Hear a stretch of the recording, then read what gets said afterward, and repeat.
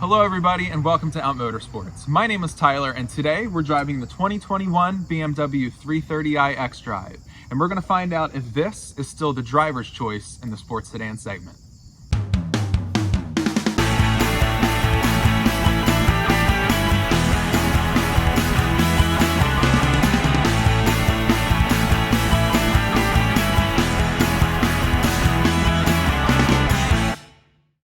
This Generation 3 Series is the 7th Generation 3 Series that BMW has come out with. This generation is called the G20. That's what the chassis code is dubbed by enthusiasts. So I've owned 3 different generations and I feel like I'm very well versed in how the 3 Series drives. So I'm super excited today to get to see if this lives up to the name of the others. Just gonna go right for it. This car has a launch control mode technically. So right now, we are in sport mode with traction control off, shifter to your left, press and hold the brake. It brings it up to about 3,000 RPM and go. 0 to 60 in this xDrive model happens in about 5.3 seconds. It's not a very dramatic launch. You kind of just roll off. It's no wheel spin or anything. The all-wheel drive makes things very calm, very smooth, but there is an instant shove of torque.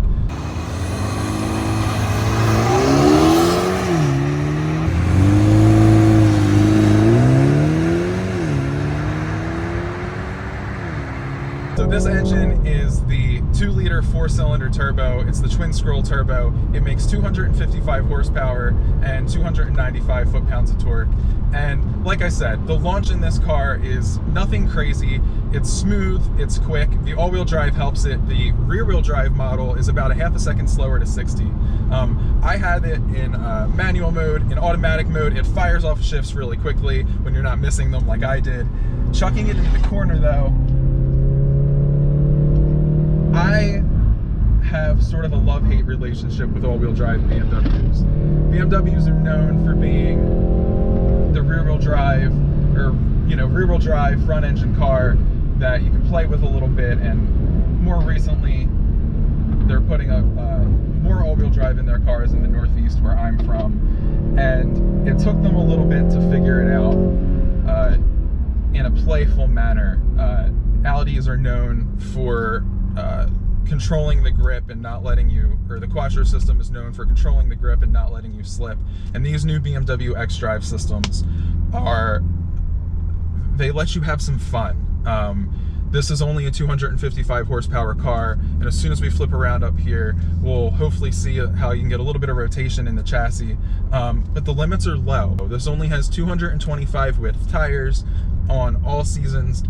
So even though this is all-wheel drive, the lateral grip is not an extreme amount of lateral grip. So when you throw it into the corners, that rear bias all-wheel drive system really comes into play. And even though the front end is still the first thing to lose grip, you let off the gas and the rear end kind of plays a little bit. So we'll accelerate from a stop again. It's still in manual mode. Shifts are very responsive. This is the ZF 8-speed automatic that they put in just about all their cars now. Heading off into these 2 turns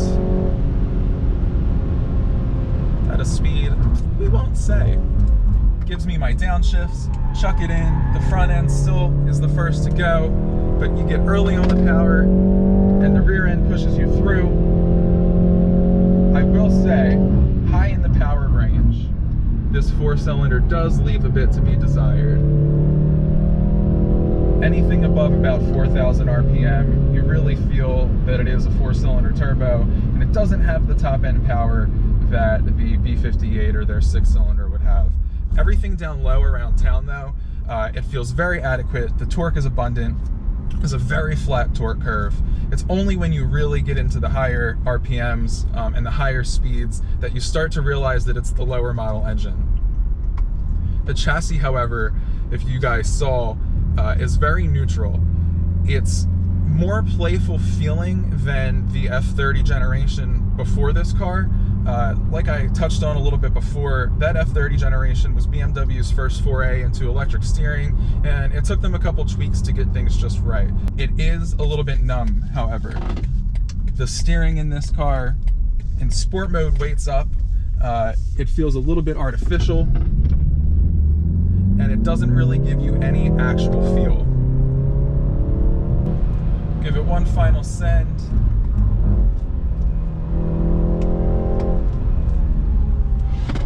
See, right there it pushes, and then on power, that all turns into a little bit of understeer, but there is that mid-corner where the rotation in this chassis is great. The dynamics of this chassis are still like a traditional 3 Series. Nothing's going to surprise you. The limits of grip are relatively low, but it's a balanced car. So we're not getting a ton of time in this G20 BMW, but I do have a couple thoughts on the interior. First off, compared to the previous generation BMW and compared to a lot of the competition out there, this is a gorgeous interior. The center stack has a bunch of beautiful aluminum trimmed buttons. Nothing is really piano black. Everything is this matte finish, rubberized texture button if it's not aluminum trimmed. The vent switches are this aluminum burled look. The iDrive controller has that burled aluminum look around the outside as well. The iDrive screen in this car is a touch screen. You can also use the iDrive controller. So as the 3 Series continues to evolve, I still think this latest generation is the choice in the segment for the people who really still care about the driving experience. The rear-wheel drive bias chassis, the all-wheel drive in this case if you need it in the winter, you're getting quality, you're getting refinement, and you're getting a much more lively chassis. So as always, thank you guys for watching. Please don't forget to like, comment, subscribe, share this video with a friend. And if you like Out Motorsports and want to support us, please go to our website, outmotorsports.com. We have stickers, we have t-shirts. Come join the family. Thanks, I'll see you guys soon.